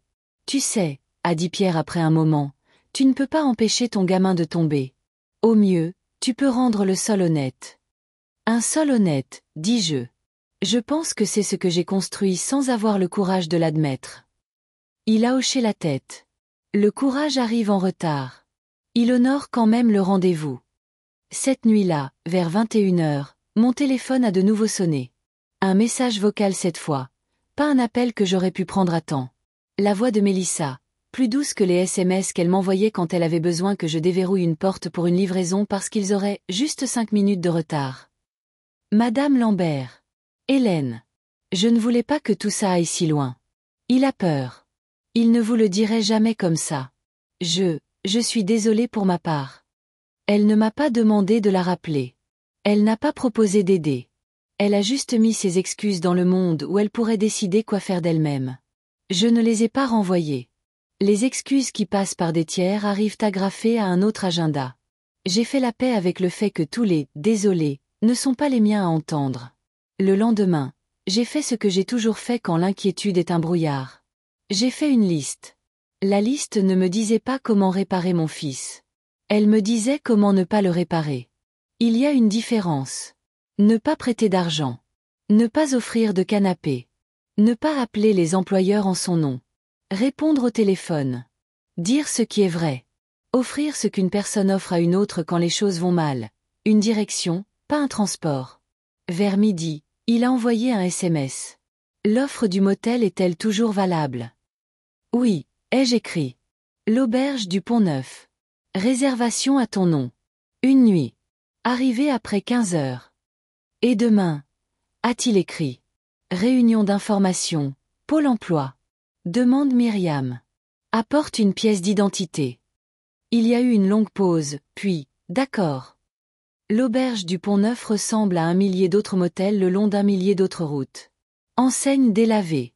Piscine avec une chaîne autour de la barrière. Un distributeur automatique qui mange votre euro et le rend coupable. Une minute plus tard, quand je me suis garé sur le parking pour m'assurer qu'il était bien là, je l'ai vu debout devant la porte de la chambre 112, fixant la carte clé en plastique comme si elle contenait des instructions dans une langue qu'il n'avait jamais apprise. Il ne m'a pas vu. Je n'ai rien dit. Il a glissé la carte dans la fente, a attendu la lumière verte et n'a pas bronché quand elle est arrivée. Les petites victoires comptent le plus pour les gens qui n'ont jamais appris à les compter. De retour chez Pierre, j'ai mangé un sandwich au-dessus de l'évier, comme le font les veuves quand le rituel compte plus que le pain. La maison d'à accent grave côté était vivante, d'une bonne manière. Pas de télévision hurlante, pas de basse qui cogne à travers les murs, juste le murmure d'une famille qui range des assiettes dans un placard qu'elle a l'intention d'utiliser. J'ai laissé mes épaules se détendre. On ne peut pas fabriquer ce son. On peut seulement s'écarter de son chemin. À 17 heures, mon téléphone a vibré. Une photo de Romain, le lit du motel défait, la chambre aussi beige que toute douleur quand elle n'est pas dramatisée. Je suis là, a-t-il écrit. 3 mots. Pas théâtraux, juste une preuve de vie. Bien, ai-je répondu. Mange quelque chose. Mets un réveil. La réunion est à 8 heures pile. Sois en avance. Tu seras là? A-t-il demandé. Non, ai-je écrit. Toi, oui. À 18 heures, Sarah a de nouveau envoyé un SMS. J'ai dit à Mélissa de lui laisser de l'espace, a-t-elle écrit. Elle n'a pas écouté. Mais elle ne rendra pas les choses plus difficiles. Du moins pas exprès. J'ai serré. Ma première impulsion a été de lui dire que rien de tout cela n'était son travail. Ma seconde a été de me souvenir de la façon dont les jeunes de 20 ans pensent que la loyauté est une chose que l'on montre en arrangeant le chaos des autres en pile gérable. J'ai répondu, merci de veiller sur lui en tant que personne, pas en tant que projet. Elle a envoyé un seul cœur en retour. Le monde change. Le cœur signifie toujours ce qu'il signifiait. Cette nuit-là, je me suis allongée dans la chambre d'amis de Pierre et j'ai écouté la circulation. Pas bruyante, juste présente. Le genre de bruit que l'on oublie d'entendre jusqu'à ce que votre cerveau décide de souligner ce qu'est la continuité. J'ai pensé à la montre de mon père dans le tiroir et à la phrase qu'il disait en la remontant le dimanche. Le temps d'une personne est la seule chose qu'on ne peut pas racheter. J'avais enfin arrêté de troquer le mien. À 7h42 le lendemain matin, il a envoyé une photo d'un bâtiment en briques avec une pancarte indiquant « Pôle emploi » et une petite foule de gens devant, tenant des porte-blocs et des cafés. Là, a-t-il écrit. Puis 5 minutes plus tard, une deuxième photo. Un gros plan d'un emploi du temps avec « Réunion d'information 8 heures », encerclé et le nom « Myriam », gribouillé dans le coin avec un smiley, comme si elle faisait ça depuis assez longtemps pour savoir que l'encre passe mieux quand elle ressemble à la main d'une personne. À 9h12, en session. Ennuyeux à mourir. À 10h03, atelier CV ensuite. Est-ce que je mets le truc de la prison? J'ai fixé la question plus longtemps qu'il n'aurait fallu pour répondre. L'instinct de protéger, de faire bouclier, est plus fort que la plupart des commandements. Mais la protection est souvent le mensonge que nous racontons à l'amour pour le faire paraître noble quand il est juste effrayé. Non, ai-je écrit. Tu ne mens pas. Tu ne te portes pas volontaire non plus. Si on te le demande, tu dis la vérité comme un fait, pas comme une confession. À midi, fini. Le papier dit que je suis venu. Ils m'ont donné une liste de boulot à la journée et 2 pistes en entrepôt. L'un fait des équipes de nuit. Choisis en un. Ai-je écrit. Postule aujourd'hui. Je t'offre à dîner à 18h si tu m'apportes la preuve que tu l'as fait. Il n'a pas répondu. J'ai posé mon téléphone face contre table et j'ai fixé le plafond. Je n'ai pas prié. Je ne sais plus comment faire. Mais j'ai fait une place dans ma poitrine où quelque chose pouvait s'installer qui n'était pas de la peur. À 17h30, Mon téléphone a vibré. Une photo d'une candidature remplie. Un autre email de confirmation d'un entrepôt dans la zone industrielle. Puis, sans qu'on le lui demande, un troisième. Un selfie dans un miroir que je reconnaissais de l'auberge du Pont-Neuf, ses cheveux peignés, la même chemise froissée qu'il portait pour sa présentation de fin de lycée quand il soutenait que l'école devrait commencer plus tard parce que les adolescents sont chroniquement en manque de sommeil. Sa bouche ne souriait pas. Ses yeux semblaient avoir emprunté une paire qui pouvait voir au-delà de demain. 18 heures au café du coin. A-t-il écrit. 18 heures, ai-je répondu. Il était déjà à une table quand je suis arrivé. Un verre d'eau devant lui. Pas de café. Il a poussé un morceau de papier sur la table comme si c'était un passeport. Ils ont dit qu'ils appelleraient dans 2 jours s'ils me veulent pour l'équipe de nuit. Il a dégluti. Je t'ai mise comme contact d'urgence. D'accord, dis-je, un mot qui contenait plus d'approbation que n'importe quel éloge n'aurait jamais pu. Nous n'avons pas parlé de Mélissa. Nous n'avons pas parlé de l'homme sur la photo de Sarah. Nous n'avons pas parlé de la maison d'Axe en grave côté. Nous avons mangé 2 sandwichs et partagé un cookie, parce que c'est ce qu'on fait quand il y a assez d'humilité dans la pièce pour que le sucre semble net. En sortant, il a hésité. Tu sais, je ne peux pas vivre à l'auberge pour toujours, a-t-il dit, la phrase une question sous la forme d'un fait. Je sais, dis-je. Demain, je te montrerai comment t'inscrire sur la liste d'attente pour le logement de transition près de la rivière. Ce n'est pas luxueux. C'est sûr. Il a hoché la tête, puis m'a regardé comme s'il essayait de voir les contours de la femme qu'il connaissait à l'intérieur de celle qu'il avait repeinte pendant des années. Tu le pensais, dit-il, à propos de disparaître. Oui, dis-je. Des parties de ta vie qui prétendent être les miennes. Ça veut dire de moi. Non, dis-je. Ça veut dire que je serai là où une mère doit être quand son fils est un homme, disponible, pas sur la fiche de paie. Il a fixé le sol un moment. Quand il a levé les yeux, il n'a pas essayé de faire une blague. D'accord, dit-il. D'accord. Sur le chemin du retour chez Pierre, les jacarandas le long du trottoir avaient recommencé à laisser tomber leurs confettis violets, et mes chaussures soulevaient les pétales sans les écraser. Les enfants rois étaient sur les marches du porche, dessinant une marelle à la craie sur l'allée que j'avais nettoyée au Karcher chaque printemps. Michel m'a fait un signe de la main en passant. Sophie a souri de tout son visage. La vie se déroulait aux bons endroits. Dans la cuisine de Pierre, je me suis lavé les mains et je suis restée avec une serviette jusqu'à ce que mes doigts se souviennent qu'ils ne tremblaient pas. Il a fait glisser une assiette de pêche coupée sur le comptoir. « Comment est ton sol ?» a-t-il demandé. « Honnête, dis-je. Pour une fois. » Il a hoché la tête. C'est là que les gens apprennent à se tenir debout. Cette nuit-là, je suis restée éveillée et j'ai écouté. Les petits bruits que font les maisons quand elles sont contentes. Un tuyau qui cliquette, le faible soupir d'une ventilation, le clapotis d'un lave-vaisselle qui n'a jamais eu à négocier ni salaire ni amour. Quelque part au loin, une sirène de train a retenti, le genre de note que l'on entend dans les films quand quelqu'un part, même si ce n'est pas vous. J'ai pensé à l'océan vers lequel j'avais toujours l'intention de conduire, non pas comme une évasion, mais comme une adresse. Et j'ai pensé à mon fils, seul dans une chambre avec un couvre-lit plus vieux que lui, tenant une clé en plastique et un papier avec son nom imprimé par le stylo d'un étranger, la preuve qu'il s'était présenté quelque part et que ce quelque part l'avait enregistré comme présent. Ce n'est pas une victoire. Ce n'est pas une défaite. C'est la seule chose qui ait jamais changé un homme. Le moment où il décide de se tenir debout sans une main sous son coude. Le matin, je le conduirai au bureau du logement et j'attendrai dans la voiture pendant qu'il entrerait seul. Je lui montrerai la ligne sur le formulaire qu'il était le plus susceptible de sauter, et je lui dirai que s'il la remplissait, il l'appellerait plus tôt. Je boirai un café qui aurait le goût de l'attente. Et si l'entrepôt appelait, je serai le contact d'urgence qui ne sauve pas, mais qui répond simplement « Oui, c'est mon fils. Oui, on peut le joindre à ce numéro.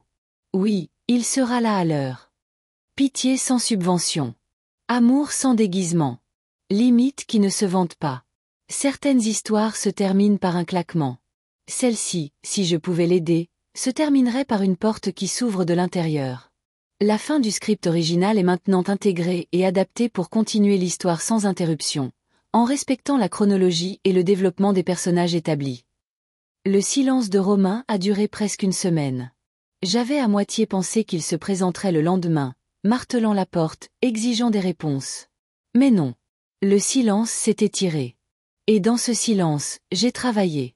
Un travail plus calme, plus précis, le genre où chaque détail compte. J'ai finalisé les derniers détails de la vente, m'assurant que la transition était impeccable. Les rois s'installaient bien. J'ai concentré mon énergie sur la deuxième partie de mon plan, la lettre. Ce n'était pas juste une lettre. C'était une trace documentée de chaque choix que Romain avait fait. J'ai commencé par les dates, l'année où il a abandonné ses études, le mois où il a vendu la bague de son père sans me le dire, la nuit où il m'a dit que les rêves de Mélissa comptaient plus que le remboursement du prêt que je lui avais fait. Et bien sûr, son 29e anniversaire. Chaque événement avait sa section, des faits bruts, sans émotion. Mais les faits peuvent couper plus profondément que n'importe quelle insulte. J'ai aussi écrit ce que j'avais fait. L'appel à Anne Dubois. L'offre au comptant. L'acte de vente signé avant même qu'il ne réalise que la maison n'était plus à moi. J'ai terminé par la phrase que j'attendais d'écrire depuis des semaines. Tu m'as demandé de disparaître de ta vie. Je t'ai écouté. Maintenant, la maison, le jardin, l'allée, tout a disparu de la tienne. J'espère que tu apprécies le cadeau. Je ne l'ai pas posté tout de suite. Le jeudi suivant, l'appel est arrivé. Maman, il faut qu'on parle. La voix de Romain était tendue. À propos de quoi? Ai-je demandé, sachant très bien. C'est sérieux. C'est à propos de la maison. Je n'y habite plus, ai-je répondu. Un silence. Ouais, j'ai remarqué. La fissure dans sa voix. Tu loges où, maintenant? Chez les parents de Mélissa, marmonna-t-il. Mais on ne peut pas rester ici éternellement. On a des projets. Des projets. Ce mot encore. Je serai en ville demain, dis-je. Retrouve-moi au bistrot d'en face. Midi. J'y suis arrivé en avance. C'était notre endroit quand il était enfant. Il est entré, 3 minutes en retard, un simple hochement de tête. Tu as vendu la maison, dit-il, sans préambule. Oui. Pourquoi? Tu savais qu'on comptait dessus. Mélissa et moi. Mélissa et toi n'y habitez pas, dis-je en le coupant. C'était ma maison. Ma décision. Ses yeux se plissèrent. Ce n'était pas seulement ta maison. Papa y a vécu aussi. C'était la nôtre, dis-je d'un ton égal. Et quand il est parti, c'est devenu à moi de décider quoi en faire. Et j'ai décidé. Il expira bruyamment. Et maintenant? Tu t'attends à ce que je me débrouille? Oui. Il eut un rire court et amer. C'est tout? Pas d'offre d'aide? Pas de culpabilité? J'ai sorti une enveloppe de la poche de ma veste et je l'ai fait glisser sur la table. C'est quoi? Lis-la quand tu seras seul, dis-je. Pas ici. Il l'a fourrée dans sa veste et nous sommes restés en silence. Finalement, il s'est levé. Je suppose que c'est tout. Je suppose. Et il est parti. 2 nuits plus tard, un appel à 23h42. Maman, sa voix s'est brisée. J'ai lu la lettre. Un long silence. Tout est vrai, dit-il finalement. Je sais. Je ne sais pas ce que tu veux que je dise. Tu n'as rien à dire, lui ai-je dit. Ne te mens juste pas sur la façon dont nous en sommes arrivés là. J'entendais sa respiration, lente, irrégulière. Puis, presque dans un murmure, Mélissa pense à partir. C'est son choix, dis-je. Une autre pause. Je crois que j'ai fait une erreur. Laquelle? Ai-je demandé. Il n'a pas répondu. Ce fut notre dernière conversation pendant près d'un mois. Pendant ce mois, je me suis occupée. J'ai revu Anne, pas pour vendre, mais pour créer une assurance vie avec l'argent de la vente. Pas pour Romain. Peut-être jamais. Je l'ai mise au nom de Maxime, mon petit-fils. Il n'avait que 6 ans, mais je voulais m'assurer qu'il aurait un jour quelque chose qui ne pourrait pas lui être enlevé par les mauvaises décisions de quelqu'un d'autre. Vous êtes sûr de ça? A demandé Anne. Oui, dis-je. C'est la seule chose qui ait du sens. Un samedi après-midi, une voiture s'est garée devant ma nouvelle maison, plus petite, plus calme. C'était Romain, seul. Il est monté sur le porche. J'ai ressorti ta lettre, dit-il. Je l'ai lue 5 fois maintenant. Bien, dis-je. Je ne suis toujours pas d'accord avec tout, ajouta-t-il rapidement, mais je comprends pourquoi tu l'as fait. C'était la chose la plus proche d'une excuse que j'ai jamais entendue de sa part. Nous n'avons pas tout réglé ce jour-là. Mais en partant, il semblait plus léger. Et moi, j'ai enfin eu l'impression que l'histoire était de nouveau entre mes mains. La première chose qu'on apprend quand on arrête de sauver quelqu'un, c'est à quel point le monde est bruyant. Romain m'a envoyé un SMS 2 fois cette semaine-là. Le premier était une photo d'un emploi du temps. Réunion d'information, terminé. Atelier CV, terminé. Groupe de recherche d'emploi, optionnel, crayonné avec un point d'interrogation. Le second est arrivé un mardi à 7h11. L'entrepôt a appelé. L'équipe de nuit commence jeudi. Pas de point d'exclamation. L'absence de ce dernier semblait être la première chose adulte qu'il ait faite depuis des années. Appelle-moi s'ils ont besoin de ton contact d'urgence pour confirmer, ai-je écrit. Ils n'en auront pas besoin, a-t-il répondu. Et après une minute, mais merci. Cet après-midi-là, j'ai croisé Michel devant l'ancienne maison, sa maison maintenant. Vous avez bien fait, dit-il sans lever les yeux de sa tondeuse. Pour qui, ai-je demandé. Pour la maison, dit-il, puis il a croisé mon regard. Et pour l'homme. Il n'a pas eu besoin de préciser lequel. 2 nuits plus tard, à 23h19, mon téléphone a vibré. Un numéro avec le préfixe de l'entrepôt. Madame Lambert. Oui. Ici Léa, de la répartition chez Transport du Pacifique. Votre fils vous a mise comme contact d'urgence. Il est là, en avance. Je pensais que vous aimeriez le savoir. Merci, dis-je. Et puis, parce que la vérité méritait d'être honorée à voix haute.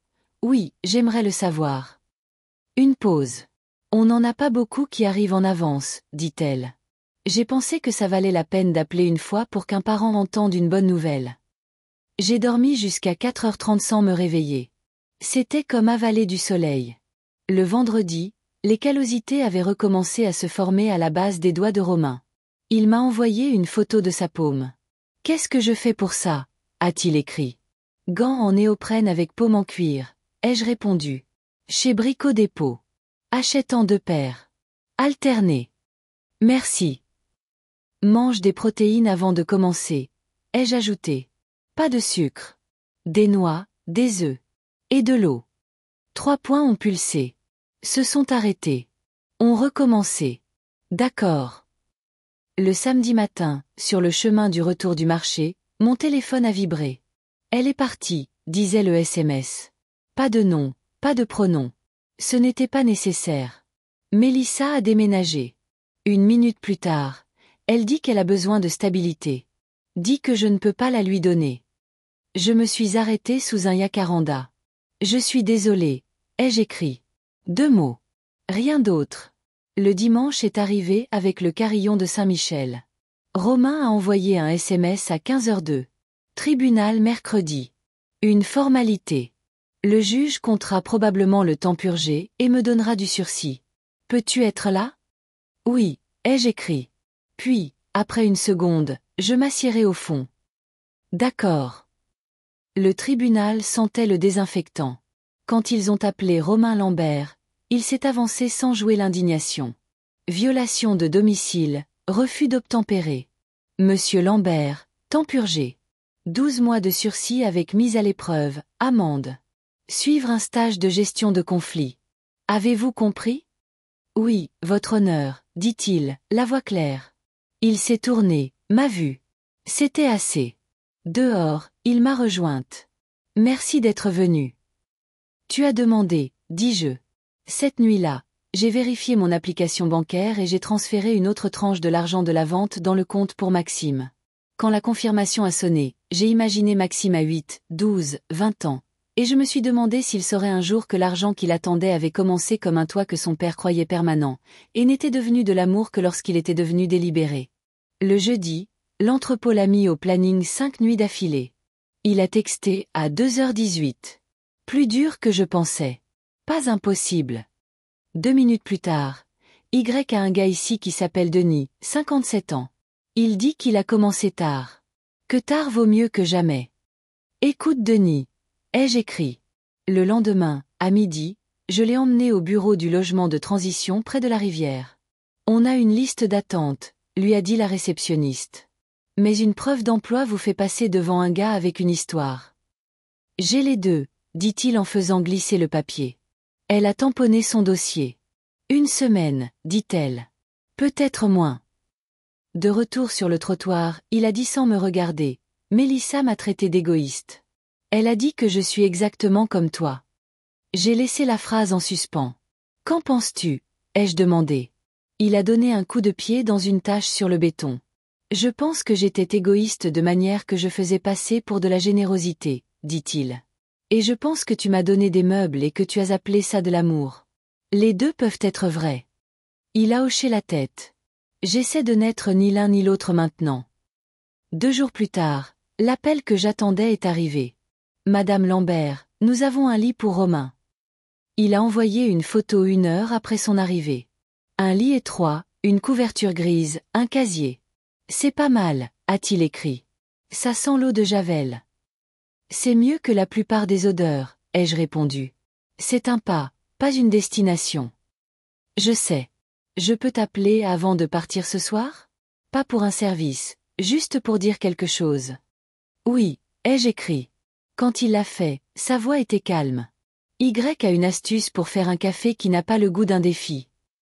Oui, dis-je, et je lui ai parlé d'une pincée de sel dans le café bon marché. Il n'a pas plaisanté. Il a juste dit « d'accord » et a raccroché pour aller là où il avait dit qu'il serait. J'ai réalisé que ce n'était ni la fierté, ni le soulagement, ni la victoire, mais la simple satisfaction humaine d'entendre un homme que vous aimez se tenir droit sous son propre poids. Bien sûr, il y aurait d'autres mauvais jours. Mais il y a un son que font les conséquences quand un homme les affronte honnêtement. C'est plus silencieux que vous ne le pensez. C'est le bruit de bottes sur le béton à 22h54. C'est le clic d'un casier qui se ferme sans claquer. Et la douce expiration d'un homme qui s'assoit sur le bord d'un lit superposé et sait que, même si le lit n'est pas grand-chose, il a été fait par lui. Et cette nuit, il dormira dedans parce qu'il a mérité. Scène finale et résolution, l'appel est arrivé un jeudi. Maman. On peut se voir demain après mon service? 9 heures au café du coin. S'il te plaît. Oui, dis-je. À 9 heures, il était déjà là, à notre ancienne table. Ses yeux semblaient avoir emprunté ceux de quelqu'un qui avait assez dormi pour être dangereux pour ses propres excuses. Merci d'être venu. Tu as demandé. Je ne suis pas fière de ce que je vais dire, commença Romain. Mais Mélissa est partie. Pour de bon, cette fois. Il a attendu une réaction, et quand il n'y en a pas eu, il a continué. L'entrepôt m'a proposé une autre équipe. Plus stable. J'ai commencé le stage de gestion de conflits. Et, j'ai vu Maxime. Le nom de mon petit-fils. Il se souvient de moi, ce qui semble à la fois injuste et bon. Je veux être meilleur pour lui. Je ne sais pas comment faire sans te demander quelque chose. Je n'ai pas besoin d'argent, dit-il rapidement. J'ai besoin que tu me dises quoi faire quand je ne sais pas quoi faire. Un plan qui n'inclut pas ton portefeuille. La drôle de chose quand on entend enfin ce qu'on attend depuis des années, c'est à quel point cela bouge peu votre visage. Le soulagement est silencieux. D'accord, dis-je. On peut faire ça. Nous avons parlé de détails pendant 1 heure. Il avait son emploi du temps, ses rendez-vous de mise à l'épreuve. Il m'a montré un thermos bon marché, celui que j'avais laissé à la réception sans mots. Ça marche, dit-il, comme si c'était tout ce que nous avions besoin d'admettre. Quand la conversation s'est tarie, il a dit, on peut se revoir jeudi prochain, même heure. Si je me plante, je te le dirai. Sinon, je te le dirai aussi. Oui, dis-je. Mais je vais te donner quelque chose aujourd'hui. J'ai sorti une feuille pliée de ma poche, écrite la veille. Il l'a mise dans la même poche intérieure. De sa veste où vivait l'autre enveloppe. La semaine suivante, il n'avait pas échoué. Il avait appris à bander ses poignets parce que Denis lui avait dit que les tendons sont rancuniers. J'ai fait un budget, dit-il, en tendant un carnet. Épargne, 40 € par semaine, si rien ne casse. Il m'a regardé comme si les chiffres pouvaient se moquer de lui. Ils n'ont pas le sens de l'humour, dis-je. C'est en ta faveur. Il a tourné à la dernière page. J'ai pensé à la maison. Je sais qu'elle est partie. Je sais que c'est bien comme ça. Je ne te demande pas de défaire quoi que ce soit. Je veux juste comprendre ce que tu as fait de l'argent. La vérité. La vérité. Je l'ai mis sur un compte bloqué, dis-je. Pour Maxime. Son visage est devenu vide. Pour Maxime, répéta-t-il, testant les mots pour l'amertume et n'en trouvant aucune. Il le recevra par morceaux, dis-je. Pour ses études, un acompte. Ce n'est pas pour lui faciliter la vie. C'est pour la rendre honnête. Il a hoché la tête trop vite. Finalement, il m'a regardé. Est-ce qu'il y en a pour moi? Non, dis-je. Il l'a encaissé sans broncher. Ça m'a surprise de voir à quel point c'était important. Cette lettre que tu m'as donnée la semaine dernière, dit-il doucement. Tu as écrit que j'avais été retiré comme ton bénéficiaire il y a 3 ans et que je ne l'avais jamais remarqué.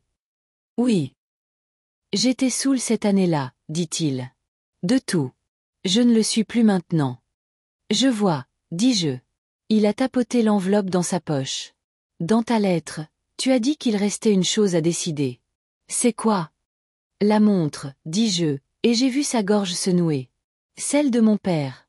Elle a toujours été destinée à un fil qui porterait le temps comme une responsabilité. Ses yeux se sont fermés une seconde. Tu devrais la garder. Tu l'as méritée plus que quiconque. Ce n'est pas comme ça que les cadeaux fonctionnent, dis-je. On les donne à la personne qui les honorera le plus longtemps. 2 jours plus tard, nous nous sommes retrouvés dans le parc avec la mère de Maxime, Jeanne. J'ai sorti le coffret de la montre. Maxime, dis-je, sais-tu ce que c'est? Une boîte. Je l'ai laissée sur la table et l'ai laissé soulever le couvercle. Il a eu le souffle coupé. C'était celle de ton arrière-grand-père, dis-je. Puis elle a été à moi. Un jour, si tu honores ta parole et que tu es là quand tu dis que tu le seras, elle sera à toi. Maxime a regardé Romain. Romain a croisé son regard. Écoute-la, dit-il, la voix faible mais stable. Elle s'y connaît en temps. Les yeux de Jeanne étaient humides. Je ne la donne pas maintenant, dis-je. Je te donne la promesse de l'avoir. Les promesses, c'est comme les échelles. Elles ne servent à rien si on ne les gravit pas. Romain a expiré et a posé les 2 paumes sur la table. Maman. Je suis désolé. Il ne l'a pas enjolivé. Juste, je suis désolé. J'ai gardé les yeux sur Maxime pour qu'il puisse voir une femme recevoir la chose que les garçons pensent que ça les tuera de dire. Merci, dis-je. J'accepte. En rentrant à la voiture, Romain a dit, j'ai failli te demander la montre pour moi. Je sais. Je suis content de ne pas l'avoir fait. Je ne pense pas que mon poignet aurait su quoi en faire. Peut-être un jour, dis-je. Le lendemain, l'agent de la côte m'a appelé. Madame Lambert. Le cottage à Brelan-sur-Mer est disponible. Je le prends, dis-je. J'ai envoyé un SMS à Romain. Je pars lundi. Oh. Une petite ville, des fenêtres qui font ce qu'on leur dit. Tu le mérites. Je peux t'aider à charger la voiture? Non. Mais tu peux passer dimanche soir pour dire au revoir d'une manière que nous n'aurons pas à réparer plus tard. D'accord. Je peux amener Maxime? Oui. Le dimanche soir sentait la soupe de quelqu'un d'autre. Romain et Maxime sont arrivés. Maxime avait un dessin. 4 silhouettes se tenant la main, légendées, maman, Maxime, papa, mamie. Je peux mettre ça sur ton frigo. Tu peux le mettre dans ma voiture, dis-je. Il vient avec moi. Nous nous sommes assis sur le porche de pierre. Mamie, dit Maxime, quand je serai grand, je pourrai avoir ta montre. Quand tu seras grand et que tu l'auras mérité. Comme ton père. Comme moi. Romain m'a regardé alors, et il y avait de la fierté sans envie, ce qui est aussi rare qu'une personne qui vous rend vos outils plus propres que vous ne les avez prêtés. Je t'enverrai un SMS quand j'arriverai. Fais ça. Je répondrai après mon service. Nous ne nous sommes pas étreints comme dans les films. Nous nous sommes étreints comme des gens qui avaient appris que 2 bras autour d'une histoire ne la rendent pas moins vraie. Je suis parti un lundi. Pierre était sur le porche. Envoie-moi une preuve quand tu verras l'eau, dit-il. Je le ferai. Le cottage était petit et honnête. J'ai posé la montre sur la commode. Elle semblait à sa place. Le soir, j'ai mangé un sandwich au-dessus de l'évier. Un colis est arrivé un jeudi. C'était un chèque de 500 €, libellé par Romain Lambert, pour le compte de Maxime. Pas de mots. Les grands tournants de la vie ne sonnent pas toujours les cloches.